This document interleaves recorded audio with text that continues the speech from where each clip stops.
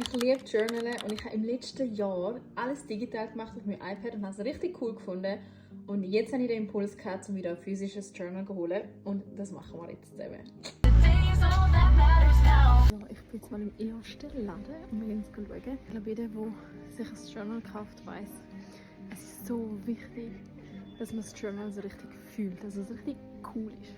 Ja, ich habe schon was Geiles gefunden, aber irgendwie ist mir fast zu klein.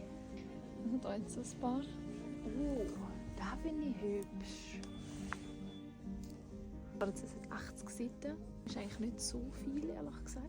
Aber da behalten wir jetzt mal den Kopf und wir gehen noch in einen anderen Laden. Ich bin jetzt mal schnell in den nächsten Laden gegangen und bin sehr gespannt, ob es da etwas Gutes hat. I hope so. Weil das andere hat mir schon ein bisschen zu wenig Seiten, muss ich sagen. Aber da hat es halt auch nicht so wirklich. Also wir haben jetzt 96 Seiten. Die haben alle so wenig Seiten. So, jetzt gehe ich in eine Orel-Fürstchen und hoffe, dass es da etwas Cooles hat. Da sieht es sehr gut aus. Das ist richtig hübsch. Das ist mir zwar auch zu klein. Ich glaube, ich hätte was Hübsches finden.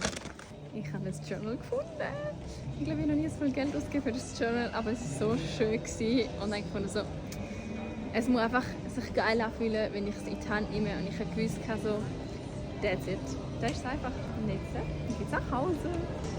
Und dann zeige ich es euch natürlich. Ich bin wieder back home mit meinem neuen Journal. Und, oh mein Gott, ich habe so Freude. Es ist so cool. Es ist so cool. Und ich denke, ich zeige es euch in einem separaten Video. Ein bisschen detaillierter, weil es ist wirklich, es ist so schön. Und ich habe so Freude, nur schon an dem goldigen Rand da.